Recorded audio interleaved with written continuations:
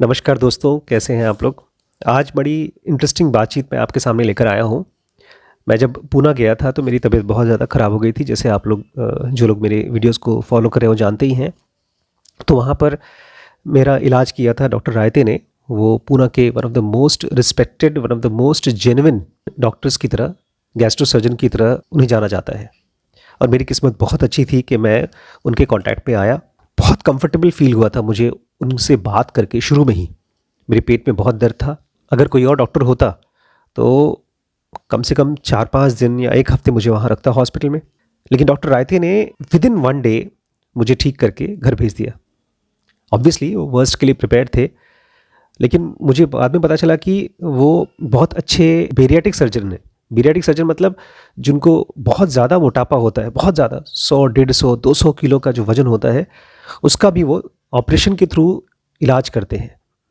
तो मैंने उनसे एक रिक्वेस्ट किया था कि जब मैं वापस लखीमपुर जाऊंगा तो हम लोग एक ऑनलाइन डिस्कशन करेंगे और उसको मैं अपने सब्सक्राइबर्स के लिए रिकॉर्ड करूंगा। तो वो आज हमारे साथ आए हैं, तो उनसे बातचीत करते हैं और देखते हैं हम लोग क्या सीख सकते हैं। ठीक है। अच्छा लग रहा है आपको देख करके sir. What is your age? I am 47। आप मुझसे 1 साल बड़े हैं। आप मुझसे काफी बड़े हैं। ऐसा मत बोले, प्लीज प्लीज प्लीज प्लीज। बड़े छोटे। Actually, there is a hierarchy of age. At least we can follow that. So it seems okay. ऐसे तो हर आदमी अपने आप को बड़ा ही समझता है। I believe in hierarchy of knowledge. That also I feel उसके हिसाब से भी आप सीनियर हैं, बिकॉज आपके आपके पास एक्सपीरियंस और नॉलेज दोनों ही अच्छा है। वो तो मेरे फील्ड का है, बट इफ वी से टॉक ऑफ zen योगा और all the knowledge which you share with people, kind of connect you have with people, आप काफी आगे हो. It's an inspiration for me. Did you, like, besides our meeting, could you get time to watch any video or see anything? I just watched one video regarding the breathing. अच्छा अच्छा अच्छा अच्छा अच्छा। आपने जो मुझे हम मिले थे तब बताया था ना, बुक पेट पे रख के करना है. So right. I tried it for couple of days, but उसके बाद मेरा वो डिस्कनेक्ट हो गया. Consistency is always a challenge. तो हम लोग ऐसा करेंगे, we will first try to discuss obesity. वो थोड़ा सा अपना फोटे है, और उसके बाद अगर आपको लगता है कि you have any question for me, तो वी कैन डिस्कस दैट। अभी recently I met one person who is almost 110। एक बड़ा जिम खोला है उन्होंने अपने घर पे। How can he reduce his weight? He is not upset, he is okay with that weight. बात करने पे लगता है कि नहीं नहीं, कम करना चाहिए। तो क्या करे वो? सो कैसे है, for weight loss we need to understand every individuals body metabolism. जैसे हम हर एक आदमी का साइकी अलग अलग रहता है ना, वैसे हर एक इंडिविजुअल का मेटाबॉलिज्म अलग अलग रहता है. That starts with your genetic makeup, कि हम हमारे एंसेस्टर से क्या लेके आ रहे हैं.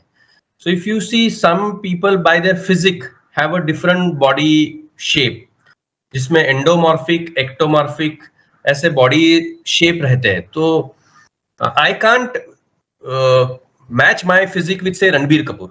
रणबीर कपूर की जो जेनेटिक मेकअप है वो अलग है, मेरी जो जेनेटिक मेकअप है वो अलग है. नो बिसाइड्स दैट, ये मेटाबॉलिज्म डिसाइड करने वाले जो फैक्टर है उसमें सबसे इंपॉर्टेंट डाइट तो है ही, मतलब. लेकिन जो डाइट हम लेते हैं उसमें से हमारी बॉडी क्या और कैसे एब्सॉर्ब करती है वो है. और उसके साथ साथ हमारी जो एनवायरमेंट है वो बहुत इन्फ्लुएंस करती है. तो if I have to give you an example of environment, हम हमारी स्लीप कैसे है, हमारी स्लीप पीसफुल है कि स्ट्रेसफुल है, फिर हमारी फिजिकल एक्टिविटी कैसी है, हमारे कोमॉर्बिडिटीज, मतलब हम मुझे अगर कोई बीमारियां हैं जैसे डायबिटीज हो, ब्लड प्रेशर हो, या फिर कोई भी क्रॉनिक हेल्थ कंडीशंस हो, वो है क्या. ये सारी चीजें प्रोसेस ऑफ वेट लॉस में कम ज्यादा अफेक्ट करती है या इन्फ्लुएंस करती है. अभी recently I realize from the same friend of mine जिनको वेट लॉस के बारे में बात करा था, he sleeps around morning at 5-6 o'clock, and that also after taking some medicines. He has to take medicines since many days. उनको आप individually उनसे कनेक्ट करके फिर गाइड कर पाएंगे कि उनको क्या करना चाहिए वेट लॉस के लिए? Yes yes. सो सबसे कॉमन फैक्टर्स अगर हमें कुछ लेने हो ना, तो मुझे ऐसे लगता है कि फिजिकल एक्टिविटी एक सब बहुत इंपॉर्टेंट कॉमन फैक्टर है। तो हमारे जो रूटीन इवैल्यूएशंस हम पेशेंट्स के करते हैं उसमें हम हर एक पेशेंट का मसल मास इवैल्यूएट करते हैं। Okay. So scientifically it is said that muscle mass of an individual is a burner of the body.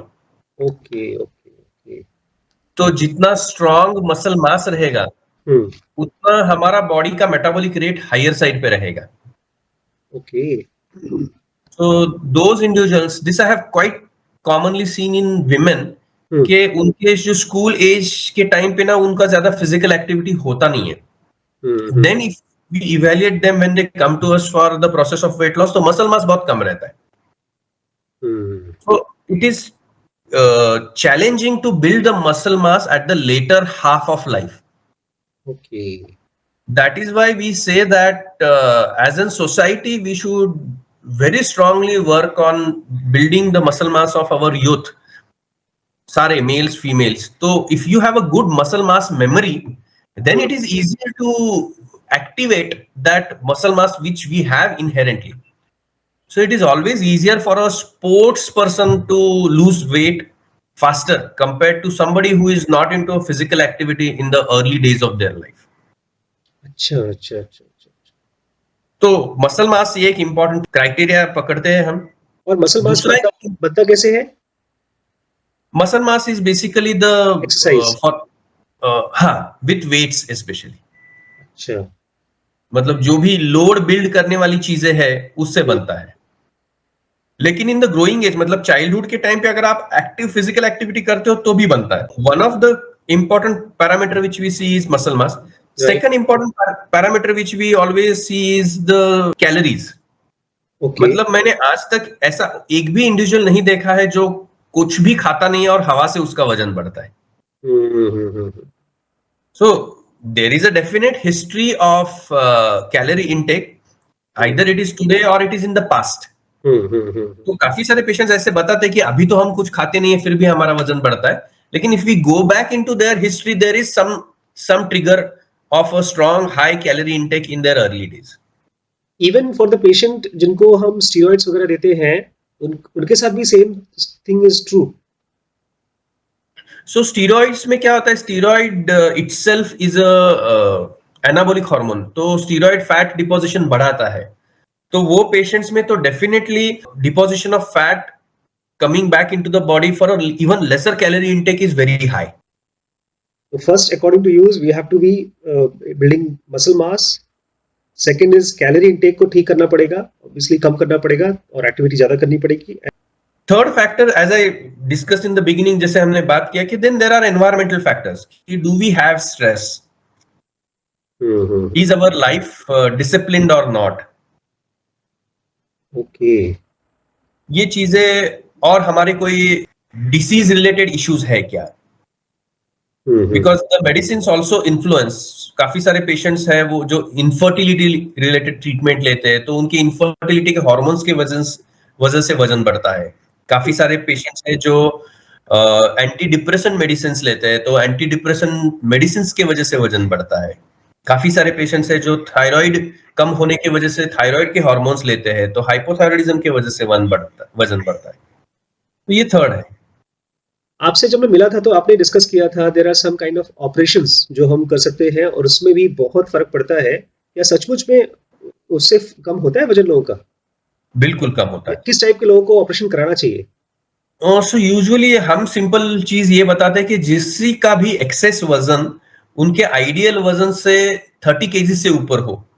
Okay, the logic behind it is that जब हमारा एक्सेस वजन 30 केजी के ऊपर हो तो नॉन सर्जिकली उसको कम करना काफी चैलेंजिंग रहता है। जैसे कि समझो आज मैं पूना में हूं, मुझे पूना से बॉम्बे जाना है, तो मैं पूना से बॉम्बे चल के भी जा सकता हूँ, कार से भी जा सकता हूँ, ट्रेन से भी जा सकता हूँ, फ्लाइट से भी जा सकता हूँ। The time differs with the activity. Similarly, if the weight has gained over say 10 years, over few kgs every year, so if you don't want to lose weight without surgery, then it will take that longer time. मतलब वो consistency, वो discipline, वो lifestyle modification, वो सारी जब हम सालों साल करेंगे तो उतना सारा weight non surgically कम होने में हमें मदद करेगी. Now the other challenge is that for anybody to increase metabolic rate, he will need exercise. Right. To do any kind of exercise with higher weight is like I am having another me on my body and trying to push myself. So I am very vulnerable to injuries. Right. तो एक बार injury हो गया तो then we become physically inactive, bedridden, तो उससे और वजन बढ़ता है. तो हम हमारा जो सिंपल फॉर्मूला सब लोगों को बता दें कि आपका आइडियल वेट आपको मालूम चाहिए, आपका आइडियल वेस्ट आपको मालूम चाहिए. Any waist which is around 34 to 36 inches is the ideal waist, and ideal weight is around 10 to 15 kgs beyond your height in centimeter minus 100. एक second, 10 to 15 kgs beyond your height in centimeter minus 100. So आपका height कितना है centimetre? मेरे को feet में तो पता है 5 feet 7.5 inches, almost 5 feet 8. 174 centimeter roughly. 174 minus 100. That is 74 kgs. Okay. So your ideal weight should be 74 kgs. So I am 65. so plus minus 10 is acceptable. So you are 65 मतलब you are extremely well maintained and अच्छे fit हो आप. Some people can have some little higher side, मतलब 74 का 84 भी है तो भी it is acceptable, doable. मतलब 84 से we can come to 80. मुझे तो लगता था मेरा ही वेट बढ़ गया है. But 74 से समझो 104 है. Then he will need operation. Then if he is facing challenges because of his weight, he will need intervention. नहीं, अच्छा, उसके बाद मुझे ये पूछना है कि क्या ये सचमुच में ऑपरेशंस हेल्प करते हैं कि खाली एक बार कम कर दिया उसके बाद फिर दोबारा वापस आ जाएगा? बिकॉज या आप इस ऑपरेशन में करते क्या है? उनको क्या we call them as bariatric operations, right? Yes, bariatric surgeries. ये डेफिनेटली हेल्प करते हैं, but the ground rules remain same. Diet, exercise, lifestyle discipline is necessary irrespective of whether you want to do bariatric surgery or not. So जो भी patients हमें consult के लिए आते हैं, हम उनको ये इंसिस्ट करते हैं कि गेट योरसेल्फ कन्विंस्ड. आज आए हो तो आज एडमिट होके कल करना ये नेसेसरी नहीं है, कि ये करने के बाद भी एक some amount of discipline will be necessary as a part and parcel of life. अभी हम देख रहे थे उसके मिस्टर अंबानी के जो बेटा है उसने बहुत वेट कम किया था और फिर से वापस वही पहुंच गया. That is because of lack of discipline. हाँ, so in his case the explanations which I have read in the newspaper only, जो भी पढ़ा है, तो they say that he has been on steroids for a good amount of time, जिसके वजह से वो वापस बढ़ा है. But ये most of the लोगों में मैंने चैलेंज देखा है कि consistency becomes difficult. बहुत सारे लोग शुरू करते हैं, बहुत सारे लोग अचीव भी करते हैं, फिर छोड़ देते हैं, और या फिर छूट जाता है. मैं बोलूंगा छोड़ देते हैं से भी, कि कुछ ना कुछ तो जिंदगी में हमारे ऐसे ही होते रहता है कि वो छूट जाता है. तो जब भी छूट जाता है उसके बाद वापस getting back to the routine is very important. वहां पे हम थोड़े से कम पड़ जाते हैं. तो वो डिसिप्लिन लाना बेरियाट्रिक सर्जरी के बाद आसान हो जाता है. बेरियाट्रिक सर्जरी हेल्प करती है वो डिसिप्लिन लाने में, because it brings a restriction to our calorie intake. तो उसके वजह से ना it is easier relatively to get back to the discipline compared to non bariatric patients. ये खतरनाक नहीं है सर? क्योंकि हम बॉडी के साथ छेड़छाड़ कर रहे हैं, तो एक जनरल पेशेंट के लिए, जनरल आदमी के लिए उसकी बॉडी में हम करते क्या इस ऑपरेशन में? हाँ, तो डेफिनेटली खतरनाक नहीं है, क्योंकि जिनका ये सर्जरी होता है उनका ऑलरेडी लाइफ खतरनाक बन चुका हुआ रहता है. So they are already in so much of excess weight that there are a lot of things which are a big challenge for them. Like जो हम पेशेंट से सुनते हैं कि even going to a washroom and cleaning your own motions is an issue. या आप बैठे हो तो आप उठ नहीं सकते हो, आप घूम फिर नहीं सकते हैं. Psychologically you feel pretty low because of your weight. You avoid socialization because of your weight. तो आपको ऐसे लगता है कि सारे लोग मेरे तरफ ही देख रहे हैं मेरे वजन की वजह से. तो there are a lot of issues related to weight. So if you compare the issues related to excess weight versus surgery, surgery definitely changes the life.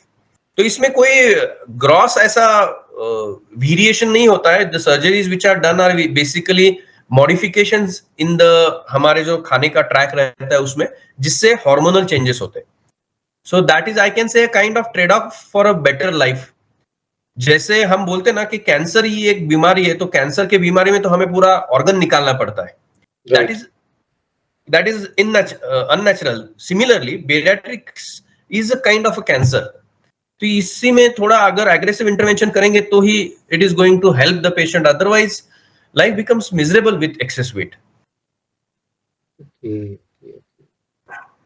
So you suggest anybody जिसका भी 30 किलो वजन उसकी ideal वजन से ज्यादा है, उसको they can go for this operation with the lifestyle changes obviously, और उसके तुरंत बाद लाइक उसको असर कब से दिखाई देता है? आज अगर हमने ऑपरेशन करा लिया तो उसका असर महीने, 2 महीने, 4 महीने कब तक दिखाई देगा? So there are variable parameters of the outcome. जैसे जो डायबिटिक रहते हैं, मतलब ओबेस डायबिटिक, जिनका वजन बहुत ज्यादा है और वजन ज्यादा होने की वजह से डायबिटीज है, उनके sugars very next day normal आ जाते हैं. अच्छा. So that is that kind of an effective surgery.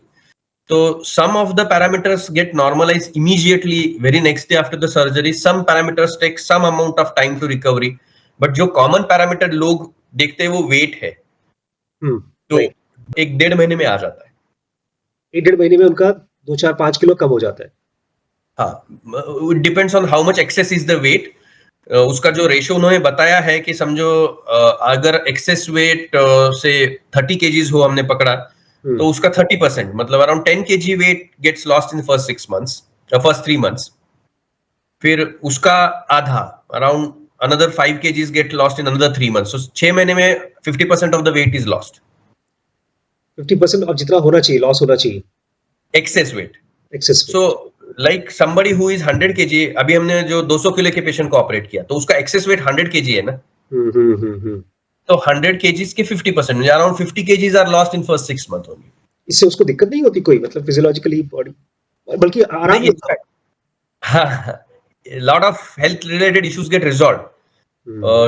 Common issues रहते हैं, जितना वजन ज्यादा हो तो दे हैव ब्रीदिंग प्रॉब्लम्स, वो अच्छे से सो नहीं पाते, पीठ पे सो नहीं पाते, so they always lie on their one side. बहुत ज्यादा दिन पाते नहीं, पीठ पे सो नहीं पाते. So we have lot of issues in their life जो हमें पता ही नहीं चलते, because they don't very commonly mix up in the common community. तो छोटे छोटे बहुत issues रहते हैं and all of them get resolved. But these are especially, हाँ आपने बता दिया ऑलरेडी कि ये 30 किलो के ज्यादा होना चाहिए तभी ये करना चाहिए, otherwise we have better ways to reduce weight. हाँ, जैसे मैं तो खैर आपके हिसाब से मैं ठीक हूँ. मान लीजिए मेरा वजन 80 किलो है, 90 किलो है, और मेरा वजन होना चाहिए 60 किलो, तो उसके लिए क्या कर सकते हैं? हाँ, so one has to understand the cause of weight gain in me. मतलब मुझे मेरा इशू क्या है वो समझना बहुत जरूरी है. So there are various ways of approaching a weight loss. जैसे हम बोलते हैं ना कि हर एक भगवान को पूजा जा सकता है, फाइनल आउटकम इज हमारा जो प्रणाम है वो भगवान के पास ही जाता है. So weight loss has different approaches also. काफी सारे लोग काफी सारी चीजें ट्राई करते हैं. मतलब कुछ लोग दिन का 2 ही बार खाते हैं, कुछ लोग फास्टिंग ज्यादा करते हैं, फिर कुछ लोग है there are some diets which are popular, जैसे जो फॉरेन से आए हुए डाइट्स है, कीटोजेनिक डाइट है, एटकिंस डाइट है, हमारे यहाँ इंडिया में एक दीक्षित डाइट करके डाइट पॉपुलर है. So there are multiple ways, but I believe the most important thing is to understand what kind of diet suits me. अच्छा, मतलब किसमें मैं कंफर्टेबल रहता हूँ, मेरे को कमजोरी नहीं फील होती है, और आपने जैसे बताया मोस्ट इंपॉर्टेंट मसल मास खत्म नहीं होना चाहिए. यस यस, क्योंकि कैसे होता है, समझो मैंने अ पर्टिकुलर डाइट किया, उससे मेरा वजन कम हो गया और वो बंद हो गया हमारा डाइट करना, तो you will have a double bounce back. अच्छा. तो हमारी बॉडी इतनी ग्रेट है कि वो हर चीज को अडॉप्ट कर लेती है. इवन वजन कम करने को भी वापस अडॉप्ट कर लेगी. हाँ, वजन कम करने को it considers as a crisis, तो इसलिए वो उसके बाद हम थोड़ा भी खाएंगे तो उसको स्टोर कर लेते. अच्छा अच्छा अच्छा अच्छा अच्छा। इसीलिए मुझे ऐसे लगता है कि सबसे इंपॉर्टेंट चीज इसमें है वो डिसिप्लिन है या कंसिस्टेंसी है। डिसिप्लिन किस चीज का? जो भी हम करेंगे वो ऐसी चीज करनी चाहिए जो हम से आगे के 10 12 15 20 साल कर सके। ओके ओके, चाहे आप वॉक करते हो, चाहे एक्सरसाइज करते हो, चाहे योगा करते हो, वो लाइफ टाइम कर सको, ऐसा ऐसा होना चाहिए। यस। चाहे फास्टिंग तो करते हाँ, तो काफी पेशेंट्स मुझे बताते हैं कि अभी मैं पिछले 10 साल से रेगुलर वॉक करता हूँ और फिर भी मेरा वजन कम नहीं होता है। हो। So as I said in the earlier part कि I have to find out the trigger, hmm. क्योंकि इंडिया का जो नेशनल एक्सरसाइज है राइट। वो वो वॉकिंग है। Walking national exercise. मैं भी वही करता हूँ सर, मैं खाली आधे एक घंटे वॉक ही करता हूँ और कुछ नहीं करता हूँ। But actually speaking walking is not the ideal exercise. अच्छा अच्छा। क्योंकि काफी सारे लोग, मतलब हमारे यहाँ तो मराठी में टर्म है कि दे डोंट से आम्ही चालायला जातो, दे से आम्ही फिरायला जातो। फिरायला इज घूमना, घूमने जाते हैं, राइट राइट राइट। चलने नहीं जाते। तो even if you want to do an exercise like walking, the speed of walking, the time of walking, the distance of walking, ये सारी चीजें हमें समझना बहुत जरूरी है। Speed, time and distance. क्योंकि हर एक, जैसे मैंने पहले बताया, हर एक बॉडी का सेट पॉइंट अलग रहता है। तो कुछ लोगों को 100 मीटर चलने से ही स्वेटिंग शुरू हो जाता है, कुछ लोगों को 2 किलोमीटर चलने से भी स्वेटिंग नहीं होता है। तो वी हैव टू अंडरस्टैंड कि हमारा मेटाबॉलिक रेट कौन से लेवल पे चेंज हो रहा है। स्वेटिंग इज द पॉइंट जहां पर आपका मेटाबॉलिक रेट चेंज हो रहा है। Yes yes. फिर काफी सारे लोग ऐसे भी हैं जो सुबह अच्छे से वॉकिंग को जाते हैं और वॉकिंग उनका खत्म ऐसे पॉइंट पे होता है जहां पे सारे दोस्त इकट्ठा बैठ के सुबह का अच्छा नाश्ता खा लेते हैं। That's nice. तो लूज कर लिया 100 कैलोरीज और कमा लिया 200 कैलोरीज और बताते हैं कि मैं तो रोज वॉकिंग करता हूं। सो मैं वी समझ नीड पा टू रहा हूँ क्या बोल रहे अंडरस्टैंड। हैं, डिसिप्लिन क्या बोल रहे हैं, मैं समझ पा रहा हूँ। मैंने काफी सारे लोगों को ऐसे ग्रुप्स को देखा है कि वो अच्छे से वॉकिंग करते हैं यार, at the end of that physical activity and exercise they sit together and have a very sumptuous breakfast. तो ऐसा आदमी क्या करे जो बेचारा खूब पसीना वसीना बहा करके आ गया, उसको बहुत जोरों से भूख लगाए तो खाना ना खाए या कुछ क्या करे बेचारा? हाँ, सो यूजुअली एक्सरसाइज का जो साइंस है उसमें बोलते हैं कि we should preload ourselves. अच्छा, पहले ही खा लो 2-3 घंटे पहले। हाँ, एक घंटा पहले प्रीलोड करो, जो जो एनर्जी हमें एक्सरसाइज के लिए काम आए, और एक्सरसाइज खत्म करने के बाद हाइड्रेट करो। हाइड्रेट मतलब वाटर और हाँ, एनीथिंग। अच्छे से पानी पीना भरपूर, तो उससे भूख भी रुक जाता है हाँ हाँ। और जो डिहाइड्रेशन हुआ है एक्सरसाइज की वजह से वो रिप्लेनिश भी हो जाता है। Right right. And as we discussed, walking is not the or only effective exercise. As I said, उससे तो ज्यादा मसल मास नहीं बिल्ड होता है, हम्म। उससे कार्डियो रेस्पिरेटरी एक्टिविटी ज्यादा होती है, तो हार्ट पे अच्छा लोड आता है, लंग्स का अच्छा काम होता है। But we need to focus on cardio respiratory activities for say 2 days in a week. अच्छा। But we have to focus also on building the muscle mass. So at least twice in a week we have to do activities which will increase the strength of our body. Like. तो घर में करने जैसे जो चीजें, उसमें उठक बैठक है, सिंपल स्क्वाट्स है, पुशअप्स है, पुलअप्स है, स्टेयर्स क्लाइंबिंग है। अगर कोई नया शुरू करना चाहता है तो थेराबैंड आते हैं आजकल जो टोनिंग के लिए यूज किए जाते हैं, या फिर एक पर्सनल ट्रेनर के साथ वेट्स ट्रेनिंग करना बहुत अच्छे से मसल मास बिल्ड करने के लिए काम आ सकता है। Skipping. Skipping is also cardio respiratory, लेकिन जिसका वजन ज्यादा हो उसके उसको। लिए स्किपिंग थोड़ा चैलेंजिंग होता है। Right. Cycling I would rather be happy, क्योंकि उसमें ना घुटनों पे लोड नहीं आता, इंपैक्ट नहीं आता। Okay okay. फिर एक्वा वॉक है, पानी में आप जाके चल सकते हो, तो अगेंस्ट द रेजिस्टेंस आप चलोगे, तो उससे भी अच्छा मसल बिल्डिंग में काम आता है। बट मसल मास बिल्ड करने के लिए हफ्ते के 2 दिन नेसेसरी है। तो हफ्ते के 2 दिन कार्डियो कर सकते हैं, फिर बाकी के 2 दिन में 1 दिन फ्लेक्सिबिलिटी और बैलेंस के लिए देना जरूरी है। हम्म। और एक दिन जो है वो ये सारी चीजें हैं, उसका एक रिव्यू आना चाहिए हमें। तो 2 दिन का स्ट्रेंथ, 2 दिन का स्टेमिना और 2 दिन का फ्लेक्सिबिलिटी, उसमें से 1 दिन फ्लेक्सिबिलिटी और 1 दिन बैलेंस, ऐसे is the optimum prescription of exercise. Right, right, right. Basically अगर आप किसी को आपसे मिलना है तो पुणे में कांटेक्ट कर सकते हैं। You can give my contact number, that's not an issue because I like to be in contact with patients। तो मैं सारों को मेरा मोबाइल नंबर दे देता हूँ and they call me, if I don't pick up usually I call back। So वही मेरा WhatsApp number है, तो मैं यूजुअली उनको वापस कॉल बैक भी। बताइए कि खाना पीना क्या खाएं कि हेल्दी भी रहे और वजन बढ़े भी ना, और अगर बढ़ा हुआ वजन है तो कम भी हो सके। मुझे ऐसे लगता है ना कि हमारा जो संस्कृति है वो काफी इसके बारे में डीपली रिसर्च्ड है। तो मेरी दादी माँ कहती थी कि कौन से बच्चे हेल्दी है, तो वो कहती थी कि अगर मैं उनकी सांस की हड्डियां गिन सकूं तो वो बच्चे हेल्दी है। अच्छा, okay. That means the kid is healthy. Okay. Right, right. वैसे और भी वो कहती थी कि हमने खाना इतना खाना चाहिए कि खाना खा के अगर उठेंगे और वापस किसी ने हमें खाने के लिए बोला तो हम पूरा खा सकेंगे। सो आज की तारीख में the challenge is that we have lot of processed food which is available to all of us very easily, जिसमें कार्ब्स और शुगर बहुत ज्यादा है।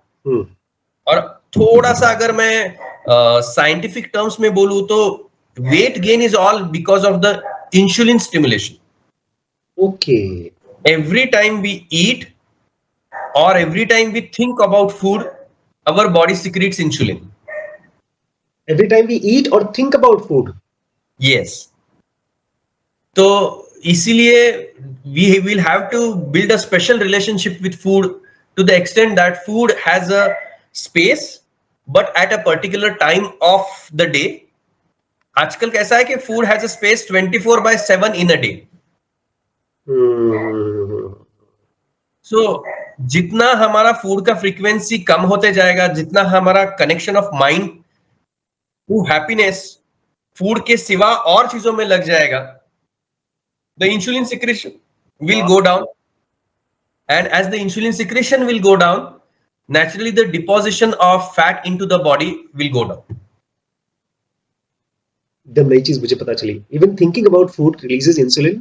इससे तो मैं कल से ही काम करना शुरू कर दूंगा अपने ऊपर। That is how the yogic practices, the ability of a mind to focus on things which we want to focus on, getting disconnected from things which we are unnecessarily locked into, I think ये सारी चीजें इसीलिए काम आती है। Sleep क्या है ultimately, आप अगर देखोगे ना, रात को हम ज्यादा देर सोते नहीं है तो वी फील हंग्री, हमें कुछ we keep on searching for a food, right. तो अल्टीमेटली हमारा 24/7 का जितना ज्यादा टाइम फूड ऑक्यूपाई करेगा उतना ज्यादा वेट लॉस चैलेंजिंग रहेगा। अच्छा, बेसिकली हमारा माइंड जितना थॉट फूड के साथ सोचता रहेगा उतना ज्यादा हमारे लिए वेट लॉस मुश्किल होगा। यस, और हमारा माइंड 24/7 जितना हैप्पीनेस पे, जितना फिजिकल एक्टिविटी पे या नॉन फूड रिलेटेड सेटिस्फैक्शन पे कनेक्टेड रहेगा, उतना हमारा वेट लॉस आसान होएगा। Okay, okay. ये थोड़ा सा हायर लेवल डिस्कोर्स है, but this is the harsh reality. नहीं, मुझे अच्छे से याद है बिकॉज जब मैंने ज़ेनोगा प्रैक्टिस करना शुरू किया था तो I came down to 1 meal a day. और पूरे time I used to do spiritual practices, ध्यान वगैरह। I was very happy. Body का वेट तो बहुत कम हो गया था, I became 45 from 65। But muscle mass मैंने चेक नहीं किया, कम तो हुआ ही होगा मसल मास भी, because I was not doing any activity also. But आप I can relate to what you are saying. तो एक तरह से हमको अगर किसी को वेट लॉस कराना है तो he should be doing lots of joyous activity. Yes, activities which gives him happiness and which are not linked to food. Right, right, right. Otherwise क्या होता है ना, लोग डाइटिंग करते हैं लेकिन वो डाइटिंग कम, क्रेविंग ज्यादा होता है। खा भी रहे और सोच भी रहे, खा भी रहे और सोच भी रहे। जो नहीं खा रहे उसके बारे में ज्यादा सोच रहे हैं। और नॉर्मली मतलब एक आदमी का डाइट क्या होना चाहिए, जो एक नॉर्मल घर का आदमी होता है? दाल चावल रोटी सब्जी, दिस इज गुड इनफ? हाँ, so we usually call ideal food plate, जिसके 3 इंपॉर्टेंट कंपोनेंट्स होने चाहिए। उसमें प्रोटीन रहना चाहिए, उसमें कार्बोहाइड्रेट्स रहने चाहिए, उसमें फैट रहना चाहिए, उसमें फाइबर रहना चाहिए और उसमें माइक्रोन्यूट्रिएंट्स रहने चाहिए। तो फाइबर और micronutrients are the smaller components. I would say fat and micronutrients are the smaller components. Carbohydrates, proteins and fibre are the major components. तो जो रेशो हम बताते हैं वो carbs to protein to fibre ratio has to be 1:1:1। अच्छा। तो actually काफी सारे इंडियंस नॉन वेजिटेरियन फूड भी खाते हैं, but if you observe the way they eat non vegetarian food versus the foreigners, the way they eat non vegetarian food ना, उनका जितना नॉन वेजिटेरियन फूड खाते उसके साथ उतना सैलेड खाते हो। Right right. हमारे यहाँ हम खाली नॉन वेजिटेरियन फूड खाते, तो उसके वजह से हमारे यहाँ नॉन वेजिटेरियन फूड के side effects, constipation related issues, क्योंकि फाइबर रहता है नहीं, खाली नॉन वेजिटेरियन फूड रहता है, वो ज्यादा रहते हैं। आई सी। So we have to maintain a balance of 1 portion of protein to 1 portion of carbs to 1 portion of fiber. ये 3 का 1:1:1। So supposingly मैं तो कहता हूं, मतलब अगर आप से इडली और सांबार ले रहे हो तो सांबार में इडली डालो, सांबर में इडली डालो, ठीक ठीक ठीक तो ठीक। Then the portion will match. Right right. हम क्या करते हैं, इडली खाते हैं और चम्मच से सांबार लेते हैं। हाँ हाँ हाँ। और फाइबर्स वही सलाद।